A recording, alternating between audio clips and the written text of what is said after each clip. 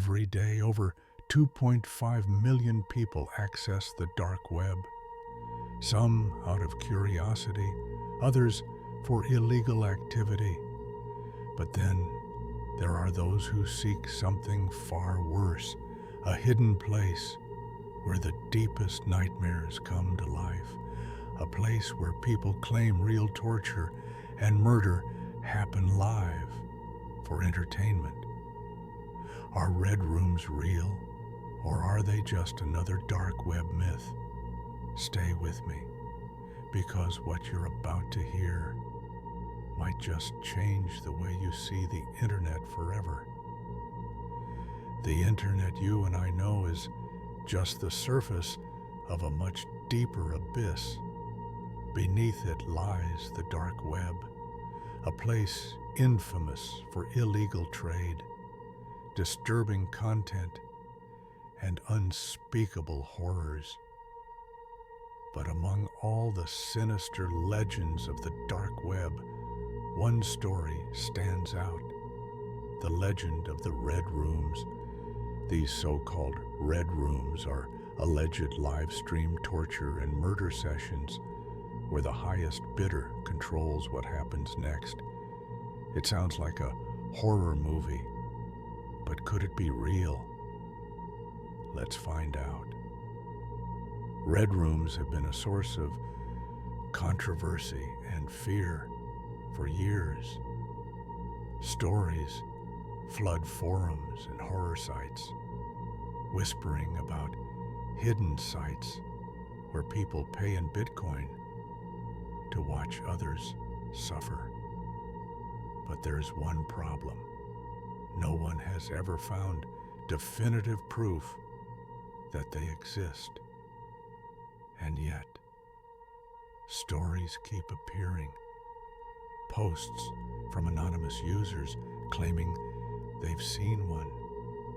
Police reports about snuff videos, a growing fear that somewhere deep in the dark corners of the web, these rooms might be real. If they are, who is behind them?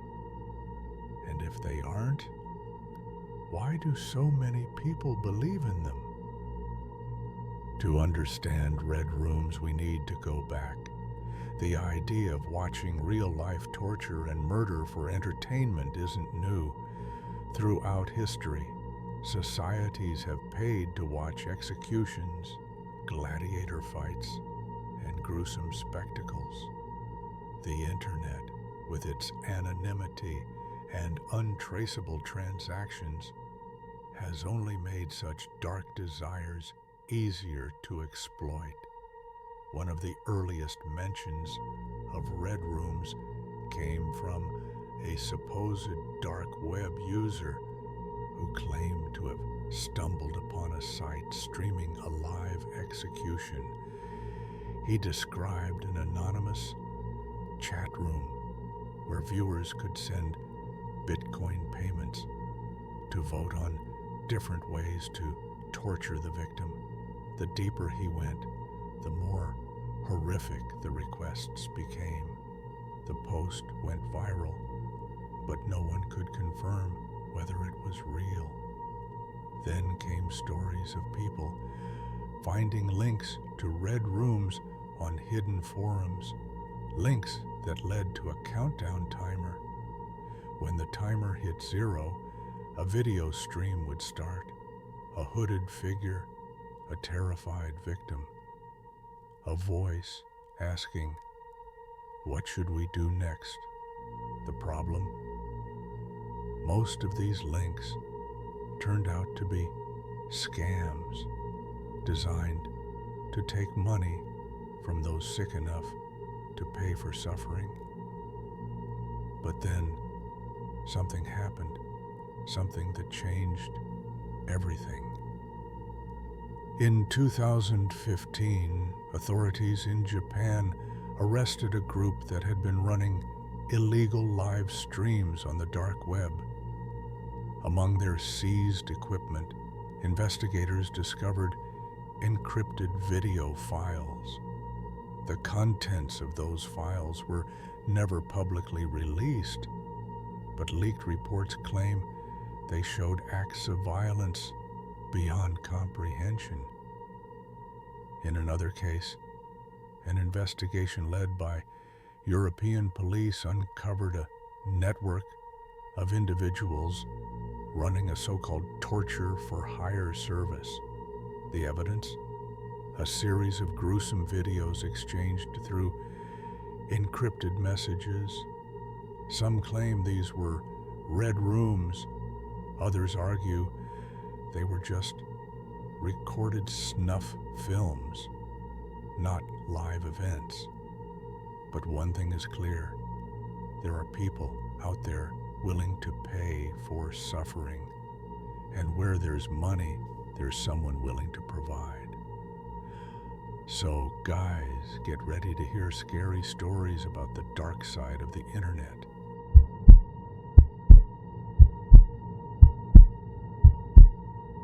Story 1.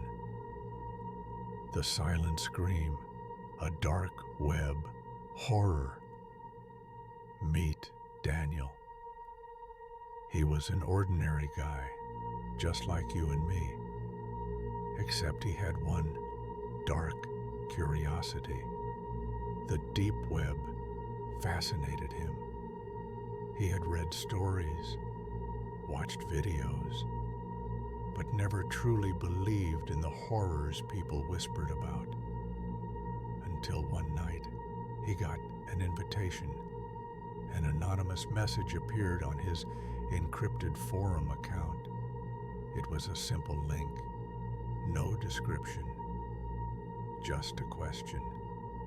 Do you dare to enter?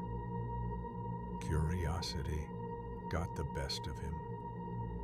He clicked it, and that was the moment his life changed forever. Meet Daniel. He was an ordinary guy just like you and me, except he had one dark curiosity. The deep web fascinated him. He had read stories, watched videos, but never truly believed in the horrors people whispered about. Until one night he got an invitation. An anonymous message appeared on his encrypted forum account. It was a simple link, no description, just a question. Do you dare to enter? Curiosity got the best of him. He clicked it, and that was the moment his life changed forever. The link led Daniel to a live stream. At first, it was just a black screen. Then, the image cleared. A man in a mask, a dimly lit room, and a person tied to a chair, their eyes wide with terror. Then, the chat popped up. Hundreds of people watching, some laughing, others bidding. The realization hit Daniel like a freight train. This was no ordinary stream. This was a red room, a place where people pay to control, torture, live. The masked man turned to the camera, and then a voice, robotic, distorted. And just like that, the horror truly started. The chat was chaotic. Viewers were sending money, each donation a command. Break his fingers, cut his skin, use the hammer.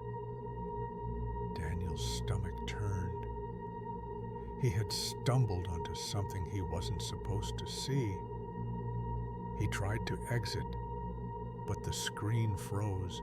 His camera light turned on. His own reflection stared back at him. Someone was watching him. A new message appeared. His heart pounded. Then his phone vibrated. A message from an unknown number. Panic. He ripped the power cable out. His screen turned black, but then his phone rang again. Another message. Run. That was all he needed to see. He grabbed his keys and bolted out the door. But it was too late. A black van screeched around the corner. Headlights blinded him. The last thing he heard was a door slamming before everything went dark. When he woke up, he was in a chair, just like the others. A camera in his face, a timer on the screen. The masked man stepped forward, holding a knife. He struggled, screamed, but the chat was already buzzing. The bidding had begun. And then, just as the countdown reached 3, the room was suddenly filled with shouting, gunfire. The masked man fell. Men in black stormed in. Someone cut Daniel loose. The FBI had been watching. They tracked the stream. They saved him, but just barely. Daniel survived, but he was never the same. The nightmares never stopped. The paranoia ate away at him. He moved cities, changed his name, but he always felt watched. Narrator. And then one day, another message, another link. A simple question. Do you dare to enter? The dark web is not a playground. Red rooms may not be myths after all. So if you ever get a strange invitation, if you ever see a link promising something you shouldn't see, think twice, because some doors, once opened, can never be closed.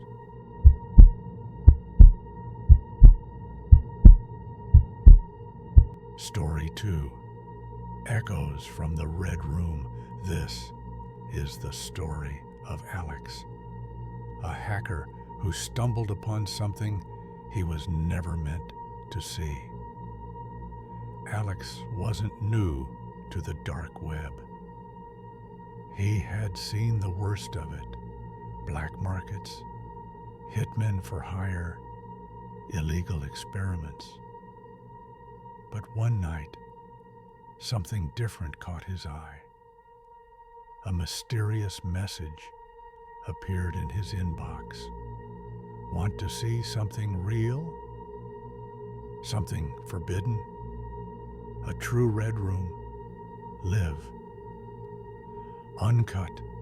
Only the chosen may enter. Reply, yes, to continue. Alex hesitated. He had always believed red rooms were just myths, something used to scare people away from the dark web. But his curiosity got the better of him. He typed a single word: yes. Moments later, he received a link. A warning flashed on his screen. There is no turning back. Alex clicked the link, and his screen flickered. Suddenly, he was aside a hidden live stream, accessible only through an encrypted network. The screen was pitch black at first. Then a dim red light flickered on. A man in a mask stood in the center of a dark, windowless room. Behind him, a chair, and in that chair, a person, tied up, gagged, trembling. The chat on the side of the screen exploded with excitement. "Let's begin." The masked man pulled out a knife, running the blade along the captive's arm. The chat buzzed again. "Make them scream." Alex's heart pounded. This wasn't a horror movie. This was real. The masked man turned to the camera.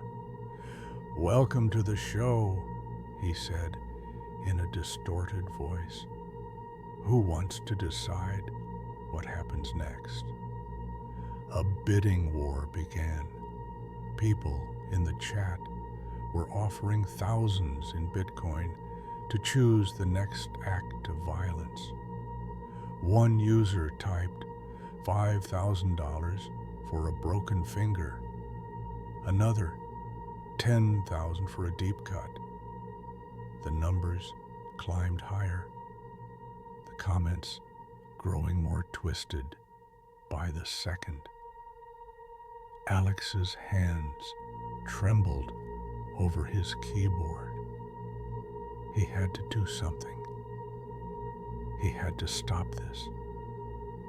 But how? Thinking fast, Alex traced the signal's source. The stream was being hosted on a hidden server, but he could see traces of its origin. If he could just hack into their network. He tried to send warnings, messages to the chat, but they were instantly deleted. The Red Room had moderators, and they knew he was there. Then, his screen glitched. A new message appeared. "You shouldn't be here, Alex." His stomach dropped. They knew his name. Suddenly, his lights flickered. His router shut down. His computer screen went black. And then, a knock on his door. Alex's breath hitched. He wasn't alone anymore. He grabbed his phone and dialed 911, but there was no signal. Another knock, louder this time. Then, his front door burst open. Alex bolted out the back door, sprinting through the alleyways. Whoever was after him, they were fast. He could hear them closing in. He ran for what felt like hours until he found an old abandoned warehouse. He slipped inside, hiding behind rusted metal crates, holding his breath, listening. Footsteps, slow, deliberate. A voice echoed through the empty space. "We don't like intruders, Alex." A cold realization hit him. These weren't just hackers. They weren't just criminals. They were part of something much bigger, something organized, something unstoppable. A secret society, a cult of the rich and powerful, who entertained themselves by controlling life and death through their screens. Red Rooms were real, and now they were after him. A shadow moved. A gloved hand grabbed his shoulder. The screen cuts to black. A final message appears. You watched. Now you're part of it. What happened to Alex? No one knows. His online presence vanished that night. No more activity, No more messages. Just gone. So, are red rooms real? The truth is, there's no solid proof that live, interactive murder streams exist. Most red room links are scams designed to steal from people seeking something depraved. But that doesn't mean real horrors don't lurk in the dark corners of the web. We know that torture for hire services exist. We know that human trafficking rings operate in secret, selling lives like commodities. We know that people have been caught filming and selling real violence online. If that's reality, then maybe red rooms aren't as far-fetched as we'd like to believe. What do you think? Are red rooms real, or are they just another internet myth twisted into something worse by our imagination? Let me know in the comments. And if you want me to dive deeper into the darkest corners of the web, make sure to like this video and subscribe. Stay safe out there, because sometimes the internet watches back.